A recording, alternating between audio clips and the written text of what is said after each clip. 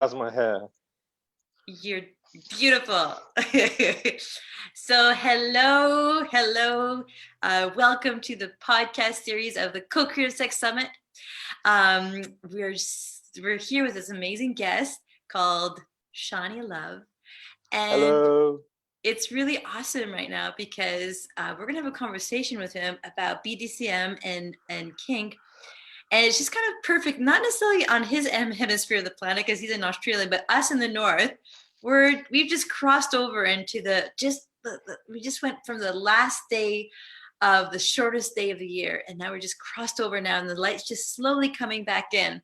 But it's kind of cool to see the parallel because BDSM and kink, the way I understand it, is that it's an exploration of some of those shadow sides that exist in all of us, and to just discover what's actually there. And Seani's the best guide for this, so he's going to give you much more about what it actually is. And yeah, maybe the first question I'd ask you, well, first, Seani, if you want to like describe a little bit more who you are and what you're up to, I'll give you a moment for that. Okay. Hello, everyone. My name is Seani Love. I'm from Australia originally, but now I'm usually based in London. But I'm back in Australia at the moment for Christmas and family and solstice and everything. As you said, Julie, it's the solstice time. In your country, it's the long nights and the short days, but here we just had the midsummer's night rituals. It's the shortest night of the year, the longest day is the summer solstice. So lots of ritual and things happening here. Very beautiful time. And and I do work in the realm of BDSM and conscious kink and exploring shadows and helping people integrate their erotic shadows to make their lives more whole and more beautiful. Yeah. That's the short version. Yes, totally. And just to say, the really exciting thing for us too is that we've invited Seani to come all the way from Australia, sometimes from London, all the way to be with us in Vancouver to be part of our Co-Creative Sex Summit. And I got to get to know Seani through interviewing him. I was following him on social media, and I saw that he was in 2015 one of the co-winners of the Sexual Freedom Awards in London. And then I saw him like in this movie for the Berlin, and they got an award for this award in the Berlin Film Festival, which had to do again with like playing a part that had to do with BDSM and kink, and being someone that sort of was helping. I think the theme was around handicapped people too, right? There's a sort of a theme around that. There are disabled actors in the film, very much so, reclaiming and exploring their sexuality. Yeah, okay. And so anyways, I just sort of followed him, and I was like, wow, like there's just like a lot of depth to this human being. He did all these workshops all over Europe and Australia, and it just like I just wanted to know more because I felt like I knew that I had a bit of a reaction for kink and BDSM, and I was like, well, I need to find a guide that can bring me into that dark place and see, well, what is there? Why are so many people attracted to it? And why do so many people feel repelled by it? What's that duality that exists? And maybe I'll ask that as a first question. Like, why do some people feel really compelled and attracted to it? And some people feel like really scared of it. What have you seen? Yeah. Thank you for your question. And hello, Vancouver and everybody else. So that question is quite a big one. I think we're talking about the realm of shadow and shadow sexuality, and people are generally quite scared of their sexualities in the first place. People don't know how big it is, and there's so much shame and stigma and phobia around sexuality that people are scared of it in the first place. And when we start talking about shadows, of course, people are afraid of shadows, so people try to avoid this thing. People try to avoid looking at or being drawn into the shadows because it sounds like an evil, dark, scary place. But of course, everyone has a shadow inside themselves, and if people take courage and explore consciously, there's a huge amount of love and power and self-knowledge to be gained by doing that in a methodical and conscious way. Mm-hmm. Yeah. And just give us a little bit of that story background of how you got like connected to it, because there was all these things going on inside of you, and yeah, you kind of found your way and now have become like a teacher of it. So what was your pathway to discovering this? So the very short version is I was always quite kinky, quite drawn to the shadows, but shunned it a huge amount. I didn't know why I was drawn to it, but a lot of my erotic fantasies were quite dark and involved overpowering people and power dynamics. It's politically incorrect ideas and fantasies. And I stumbled about 15 years ago, there was a healing power to this for someone I was with. And we did some ritual reenactment of some trauma she'd been through. And through consciously recreating a scene, we discovered that there's a really powerful healing aspect to kink. And this thing that I was ashamed of and embarrassed about before, this part of myself, I realized there was healing in there. So I just decided to consciously start exploring as much as possible. I went to as many workshops as I could around tantra and sex magic and kink. And yeah, shamanic BDSM, and I had some great teachers, and eventually started teaching myself. And here I am. Yeah, that's the short version. There's other details there. That's great. That's great. Yeah, and so basically, like, you know, this person you're describing, she experienced like this real, like she was experiencing some blockages in her sexuality, and when you were in this kind of container that you guys created for her so that she could like reenact the situation, there's a moment that you describe as like her whole body thawed out. And I would love you, and so that's the power that's available in creating these reenactments or creating a scenario allows someone that's maybe stuck and blocked in some very major places in life around their sexuality to completely like open up. And so, yeah, can you just go a little bit more into like what's possible with these different rituals and the kink and the BDSM? And maybe we can also like describe a little bit more like what is BDSM and kink, like what kind of, because the term is such a big thing that we imagine so many things attached to it, but what would that look like in real life? Sure. So there's a whole lot of questions woven into one question there. BDSM is an acronym of BD, bondage discipline, DS, domination submission, and SM, sadomasochism. So those words are quite scary until you've actually tried them, and then they're quite beautiful. So it's all that realm of power dynamics and overpowering people and having people overpower you. And also the realm of exploring how the body processes pain by like doing conscious acts of, small bits of pain, such as spanking. You might have seen that in some of the films, people spanking each other or in memes or whatever. So that's a very broad sort of field. Yeah, I would, as a healing modality, I've got to put a disclaimer at the start. I would say I wouldn't recommend anyone try as a healing modality. So I'm never going to say, go and try this. But I am going to say this is available for some people, and some people are really drawn to it, and it really works powerfully for them. So each person who's got a trauma and a pain, and that's most of us, has to decide for themselves, is this something I want to try as a healing modality? And even if not, there's a whole lot of fun and beauty to be had in there, a whole lot of intimacy to be had by exploring BDSM. So it's a beautiful realm. Well, when you say intimacy, is it because there's like a feeling of like there's a struggle, and then a letting go, and you see the person such in a vulnerable place? Is that kind of part of it? Being in that vulnerable place is very much a part of it. Being surrendered is very much a part of it. Whether you're surrendering because someone's got power over you, or whether you create a scene where you need to fight and resist a little bit, and then eventually you surrender. And when someone's going to be holding you as you surrender, and that holding someone who's in a surrendered place is beautifully intimate and so deeply connecting the two people if it's done in a conscious and safe way. Very much so, yeah. So that art of surrender, and there's many books written about the art of surrender. This is specific to a sort of a darker erotic shadow aspect, which is so yummy. Yeah. So there's that whole possibility of like transformation in that moment, and there's different ways that can go, and you're like at the same time you're like I don't necessarily recommend it as a modality of healing. Is that what I heard? I don't tell people to go and try this, but I let people know this is available. There's a big difference. It's available, right. Okay. Yeah. So could you give us like some ideas of like what goes on in your workshops? Like what do you create that people are really drawn to? Because I know that you go all over the place and people come to all your workshops. So the most important part of the workshops is communication around consent and boundaries. We have really poor communication in our culture and society. in England and Australia, and presumably Canada as well. Really poor communication around consent, desire, negotiation.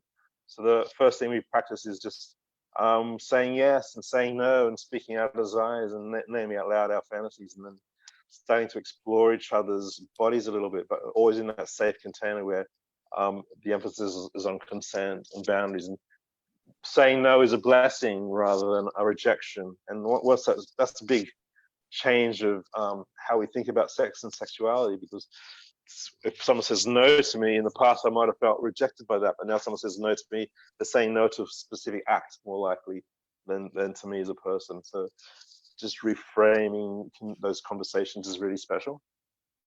Often in the workshops we go into ideas around holding space, and holding space means being emotionally available for someone, creating a safe container, holding someone so they don't need to hold themselves. And it's quite overlaps with, if you've been to a therapy session ever, there's some overlaps between the way a therapist might hold you. But there's also, it's not strictly a therapy. There's also ways in which it can be quite kinky, the way someone might own somebody else. So I've got power over you and I'm holding you in that way. So different ways of holding space, but being very emotionally present for someone. So they don't need to be present for themselves, which is to say, I'm holding you so you don't need to hold yourself. And that allows you to surrender and have powerful journeys. And then we get a bit more kinky and try things like spanking and seeing how your body responds. But always the person who's receiving, there's usually a top and a bottom role for a giver and a receiver, or some people use the word dominant and submissive. The submissive partner in my workshops is always in control of what happens to them, because we don't want to have any accidents with boundaries and consent. And that's just getting started. And then we play into power exchange, and might try rope. Have you ever been tied up or tied someone up? Those kinds of things can be really good fun. And trying different levels of fierceness and different degrees of surrender. All based on communication. So as I hear you describe this, like I'm just like imagining all kinds of situations, and like there's that power dynamic and everything. So why do you think power dynamics are so erotic? Yeah, it's a really big question. I think most people are, from a young age, are sexually not satisfied or not sexually empowered. And I can just speak for myself. I know my early erotic fantasies were, as a teenage boy, I was not getting my sexual needs met. Most teenage boys don't. And so a lot of my fantasies turned into what happens if someone would overpower me and force me to do things. But more commonly, what happens if I overpower someone and force them to do things? And that's quite a dark thought. So I was a bit ashamed of that. But the fantasy is, if I overpower someone and force them to do something, they might resist at first, but eventually they will succumb and they will love it and they'll fall in love with me. And that was a very common fantasy that replayed quite often. And because that happened quite young, when I was a teenage boy, that kind of got hardwired into my psyche in some way. So that idea of having power over someone, having someone obey me, having someone give themselves to me, is a very powerful thought. And vice versa, the idea of someone wanting me so much that they're just going to command me and tell me what to do means I can surrender and give up thought, give up processing, and just really surrender to someone's experience. So it's can be very beautiful and intimate to explore it in safe ways. So what makes the way you hold the container like really safe, and that people can drop in? Like, because I remember you saying once to me that the more someone feels empowered to say no really powerfully, the more they can drop in to the experience. So what allows you, the way you do it, to do that so that people can experience that? Yeah, well, as I'll just repeat back what you said. The workshops often start with people saying no and practicing saying no in a multitude of different ways. So people are really empowered to say no, and people's no's are encouraged and nurtured every step of the way.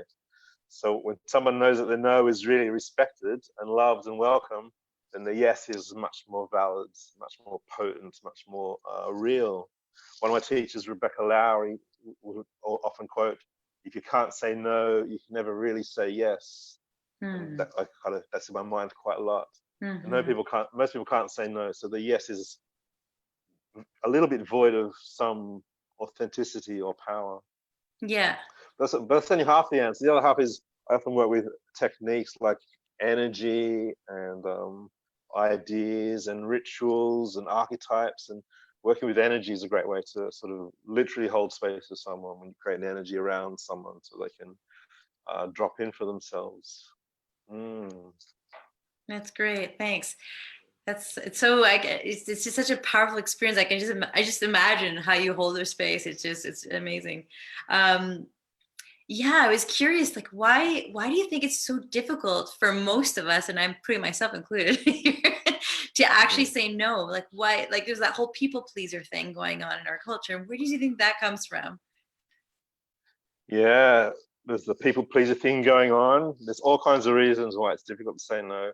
It's a really sex negative culture. It's changing as we speak. It's changing every year.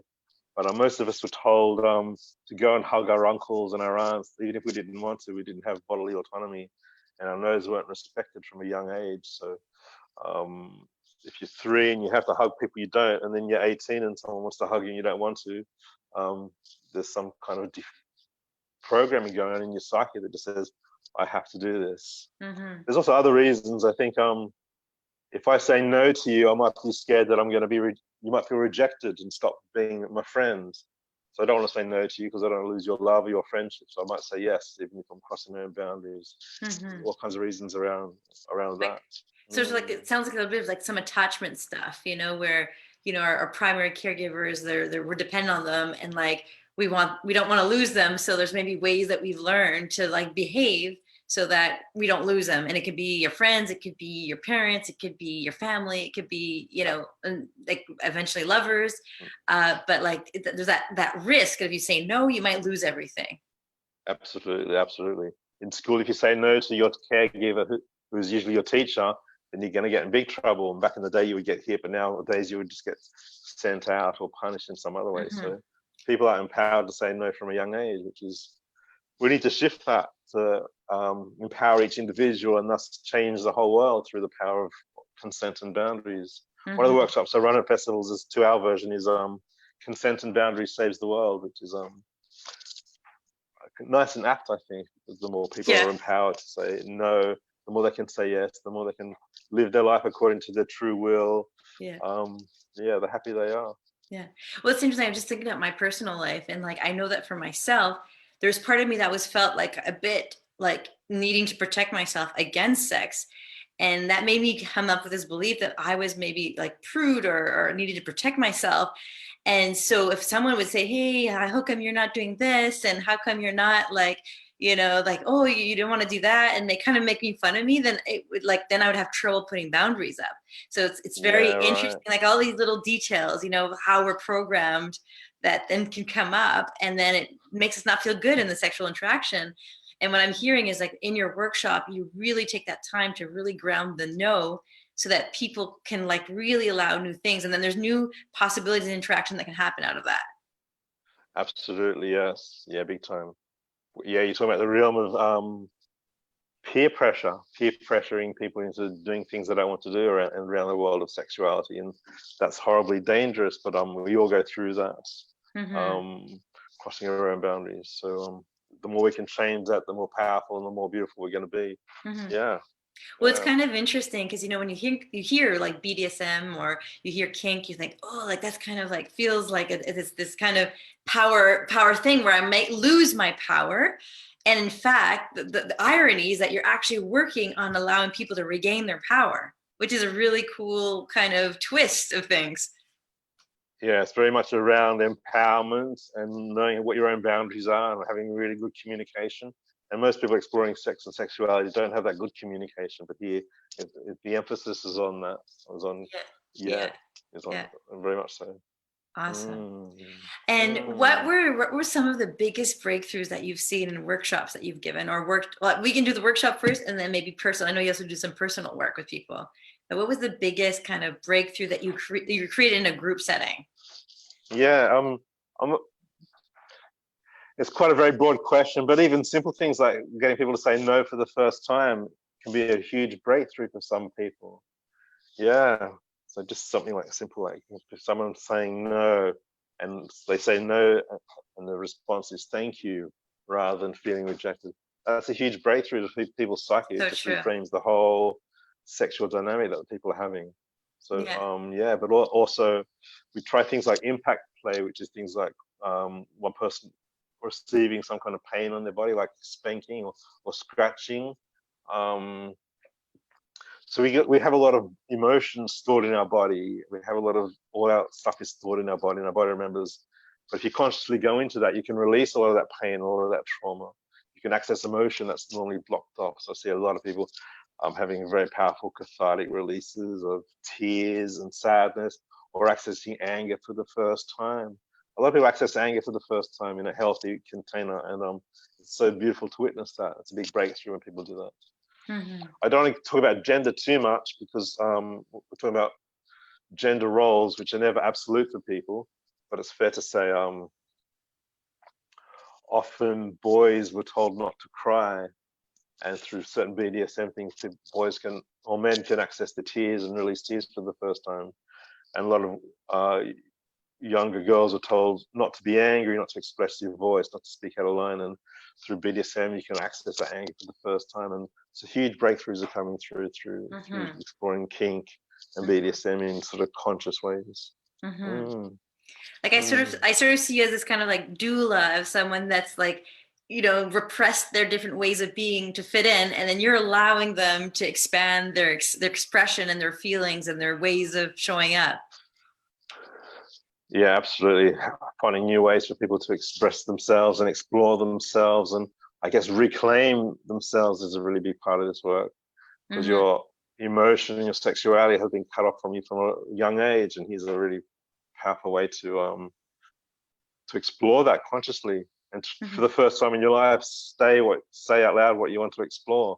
And you might not get it, but you know, saying it for the first time out loud is a powerful act in itself. So, yeah, exploring, reclaiming, discovering, So integrating.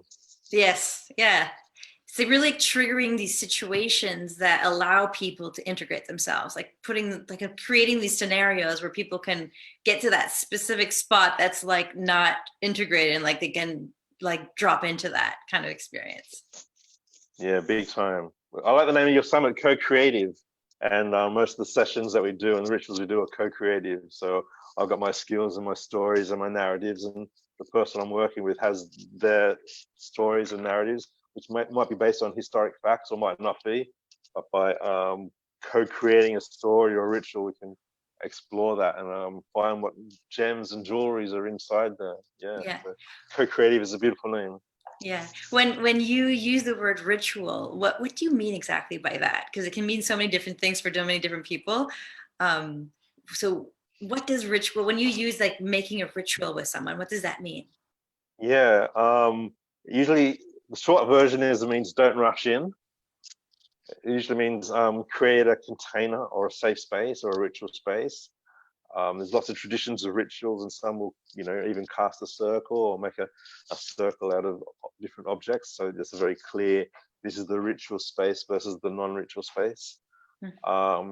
Usually start with setting an intention. This is what we want to reclaim, or this is what we want to explore, or this is the archetype we want to awaken. So having some kind of intention, and then starting with a few breaths, and nearly always starting quite slowly. So you build up a tempo, build up an energy within the container. So there's like a build up of energy and emotion, often unique or unwinding consciously and slowly. You know what? No rushing in, no doing things without communicating. I'm gonna just stop my video a second because I wasn't hearing you very well. So you were kind of being distorted a little bit. Can you just repeat that? Like about it was the last part. It was the last part, not the whole thing, but just you were talking about you created that circle and really defining what was in the ritual, what wasn't, and then there were some things after that. Yeah, creating a circle, setting an intention, describing what tools we might use. Tools are things like breath or impact play tools or rope or coconut oil, whatever we might be using. And then usually starting with breath to bring yourself to bring ourselves into our bodies really consciously. There's a real absence of rushing in, but a real consciousness around stepping in consciously and carefully to make sure nothing gets left behind, to make sure there's no accidents with consent and boundaries, and often working towards a peak or some kind of climax or some kind of integration of the self and an archetype that you might be working with until that is known inside the body and the heart, and then gently undoing that and coming back. Yeah, there's a process in the rituals. Yeah, it's really beautiful. I mean, when I hear you speak, my heart always just really opens, and I'm like, wow, there's so much potential in this situation, and just so much healing, and you bring so much tenderness. At the same time, it's probably harsh at sometimes too. But you know, the way you describe it always makes you feel like this is such a beautiful experience, and yet BDSM and kink get such a bad rap for many things. And I'm just curious, like, why is that the case? Yeah, I mean, on a personal level, normally when I'm talking online, you see my very soft and fluffy hippie side of things. I think this is quite an accessible and friendly person that you're looking at, and I have that side. And there's also a very dark predator, dark aspect to myself as well, which comes out when it's welcome to in the right context, and that's a really powerful part of myself. And most other people have this darker aspect as well, and the more we explore these things, the more we can integrate the sort of that lighter and that darker aspect. Does that make sense? Yeah, exactly. Yeah. So there's this, when you really create that container, maybe in the past you had these dark fantasies. Now you've kind of learned how to create and channel them in the right moment with the consent and the agreement and this boundary. But still, like, I'm still curious, like in the general mindset of people, like some people are really attracted to BDSM and kink, but some people just like, ooh, like, I don't want to do that. Or like, there's a kind of bad rap. And when I hear you speak about it, of course, like there's going to be intense moments, but what it allows, you give me a real sense of like this transformation and possibility and like melting into this intimacy that arises after this exchange. So I'm just curious, like what do you see in that kind of dynamic of like how it's perceived by society and what actually goes on? Yeah, we know for a fact that a lot of people aren't made for BDSM. A lot of people shouldn't be exploring it, and especially if they don't. So it's not for everybody. I don't recommend people try it, but I just say this is available and it can be safe and beautiful if you do want to. But we also know, like, there was a book a few years ago, 50 Shades of Grey. Just to stop you for 1 second, like, why don't you think it's available for everyone? It's available for everyone, but not appropriate for everyone. Yeah, like why not? Yeah.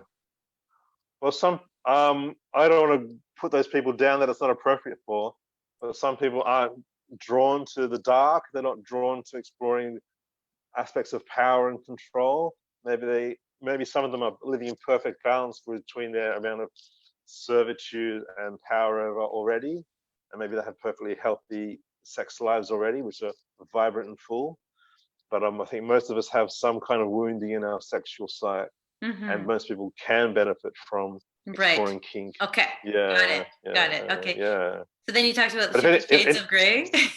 Yeah, but if anyone's not drawn to kink and BDSM, I think that's okay. There's no peer pressure for them to do that. Yes, but those people shouldn't. Yeah. Which kind of falls into that thing of like, no peer pressure, no pushing someone to like, you should try this, and because they were falling back to that thing of not being able to say no to things. Yeah, exactly. And the boundary. So like that's important, that it's like really a free choice. So yeah, you were going to kind of segue into like the 50 Shades, because that's something that hit the market. Yeah. It became worldwide. A lot of people have association with that as being an image of what BDSM and kink is. Yeah, and I wouldn't say that's what kink and BDSM is, but its huge popularity suggests that a lot of people are drawn to BDSM somewhere in their psyche. And its huge popularity, some people really loved it and some people really hated it. And that made everyone started talking about it. So everyone started talking about kink and BDSM. So it's kind of put these things into public consciousness. And, right. Whether the book's good or bad, and that's a whole other conversation, it did bring it to the public conversation, and that's probably a good thing, because so many people are now able to explore kink in powerful ways. Yeah. Yeah. Mm. So okay. So yeah, we just talked about like how it got kind of more in the public domain. More people are kind of, it's actually, people are showing some interest for it. We're discovering with you that there's this whole potential for a healing modality. Not as you're like, hey, go do this, everyone, but there's a potentiality as it's available for Yeah, transformation. Um, yeah. so what's the difference then? Because I know you use the word conscious kink.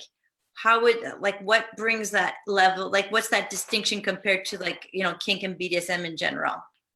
Yeah. Some people don't like the term conscious kink because they don't want to create like a hierarchy between some practitioners and others. And I use it for myself because when I started exploring kink and BDSM with my early relationships, it was really in an unconscious way. It wasn't very healthy around communication, around roles. There's kind of fixed roles, like the top person will also be the dominant, and was usually the male, and the submissive person was usually masochist and usually female. And it was like very fixed roles. But BDSM is so much more than that, and it can be so much more. So you want to deconstruct all fixed roles and make it accessible. But so bringing more consciousness to the realm of kink is part of what this movement is about. The other side is also we can use kink and BDSM to explore our own consciousness. That's like a two-way thing. Kink comes into consciousness to explore more about our psyche, our archetypes, the embodied in patterns in our mind. So much potential inside there. So tell us, like, what kind of elements of consciousness can you access? Like, what have you accessed through the work in terms of consciousness, or what you've seen around you? Like, what are the those that awakening that can happen through this experience, these experiences? Yeah, thank you. I think a lot of people are scared of their own power, for example. They might be scared of bringing kink in because they might be hurting other people. So there's these sort of darker, more wild archetypes, like the wild woman or the wild man or the beasts. I like to call it the beast archetype. And learning conscious ways to integrate that beast inside myself to bring it out in powerful ways is a great thing. Now the beast archetype is like part of my repertory company or one of my allies. And so I no longer pretend to be a beast in certain scenes, but it's like accessing it inside myself. And other things I might be accessing would be like the healer inside myself, or the prude, or the slut, or the innocent. And we all have all these inside us. And by integrating them, we can have really powerful experiences. Yes. So some people haven't felt innocent for a long time. By bringing conscious kink into the rituals, people can rediscover their innocence, and that's such a beautiful thing, especially if innocence was taken away abruptly, as it has been for so many. So bringing innocence back and integrating it's very sacred to me and for the people who go through it. Yeah, it's so yummy. Yeah. So I'm almost seeing, like, you know, like everyone has these different archetypes, even like the beast, the healer, these different things, and some of them are kind of like dimmed and they're not accessible, and we operate in the world kind of like almost like 50% of who we are. And you're like, by the work you're doing, we can go and access these things and then discover and bring all this power into like our contribution. Is that a good way of describing it? Yeah, you got it. Yeah, there's all different archetypes, and you can access them. And by accessing them in a conscious way, you can integrate them, and they become much more accessible in the future. And they become much more whole as a person, because these are archetypes that are, I guess they're real is the best way to describe them. They're really, like, real, and they have power. Yeah. And the more you have access to them, the more whole you are as a person. Yeah. So give us some of the ideas of the archetypes. Like, is there that's, you know, is the seductress one of them? Is the what are the different archetypes that we can just bring into like enliven ourselves? Yeah, so as you say, seductress and healer and innocence, trickster, priestess or priest, slut, whore, and temple whore. Did I say trickster? Yeah, trickster. Yeah, there's so many different ones out there, and you can bring them into different rituals and really empower them inside yourselves. That beast, and there's that, cats are beautiful things, and you probably have a cat that sits on your laps but cats can be quite cruel as well and vindictive. So to access that. Right. There's also another layer. Some people use these words like beast and seductress, but some people like to use the words of different gods and goddesses from mythology if they want to do that. So people might name Pan or Lilith or Kali, and we're really open to that happening in the workshops if that's people's personal choice. We don't enforce that. Right. Yeah, because I'm just thinking, like, like we go back to that, like, people pleaser that a lot of us fall into, and sort of contains us in the smaller version of ourselves. And it's like every time you access archetypes, it's like you break that kind of mold that you're in to like even just letting out that seductress or that wild sexual beast you can be, or whatever it is. Like if you're the nice girl, or if you're the nice guy, you get to embody yourself in this whole new way. And it's really exciting to have that potential, that possibility of getting out of the smaller roles you've given yourself, because really it's about giving yourself permission again to be wholer and bigger than what you've been playing at, kind of. Yeah, exactly. You got it. We have all these things inside us, and we mostly don't access them. And by bringing consciousness and ritual to sexuality, we can access them in a really powerful way. And there might be a good girl inside you, Julie, and you might be resistant of that to some degree. So we can go both ways. We can say, in this ritual, you have really the permission to go deeply into that good girl that you normally might be resistant to. Exactly. And then by going that really consciously, you can come out the other side and go, now I'm a fierce wild woman, and that becomes more powerful as well, because you've got that balance of those two. The polarity. Yeah, exactly. Right. No, it just reminds me, because sometimes, like, we create images about who we are, and I just think of myself, like, let's say, like, oh, well, I'm such a nice person, like, I don't do anything to harm anyone. And then it's like, and then my boyfriend will be like, yeah, but you're like really powerful. Do you realize how much power you have in that situation right now? You're dominating the situation by being nice, And then it's like, oh, and he gave me access to like all these parts that like there's a kind of inauthenticity that needs to be explored to be more free, And so like I see like so much value in your work, because it's like it just really allows you to break out of these unconscious roles that we've given ourselves, or that we've taken on our family systems or whatever it is. Yeah, absolutely. Certainly these roles are thrust upon us, and we just use them as survival mechanisms, and we can stop doing that. We can reclaim our sexuality and our emotions and live life to the full. And they often take acts of ritual and acts of will to do that. And it's just the interesting thing is, like, when you bring in your sexual energy, it's such a powerful strength that it helps you integrate things at a faster speed. Right? It's kind of like intensifies everything. That's why it's such a powerful experience, right? Because if we just like work on ourselves in a certain way, we can evolve. But there's something about activating your sexual energy that it makes it even more potent. Absolutely, yeah. There's lots of examples, like you accessing the beast. You can, on your own, can be one thing, but you accessing the beast with a partner who can meet that energy really allows you to embody that sense of beasts. Yeah, it's a big time. Even on a more subtle level, like you can go to 1,000 therapists that tell you say, I need a hug. It's for 1,000 therapists. And they say, yeah, you need a hug, go and get one. But you can go to the sex worker or the Conscious Kink event or the Conscious Sexuality event and say, I need a hug. And then you'll get that hug, and then your life can be transformed just by physically doing it. Yeah, the simple actions. Sometimes people are so isolated sometimes, and just simply being able to ask for something and getting it, or they've grown up and they've gone the lone wolf or isolation path, and they don't think anyone can give them anything, and then they experience like, wow, receiving, and it's like really transformational just receiving that. Yeah, big time. Yeah. Okay. Saying it out loud for the first time is transformational. Yes. Yeah. If I ask you what your sexual fantasy is and you haven't told anyone, saying it out loud for the first time can be a really big thing for you. Right. I really love how you focus on that first time thing. Like, it's that threshold of just going that 1 inch more that is comfortable, and just like opening up a little bit more.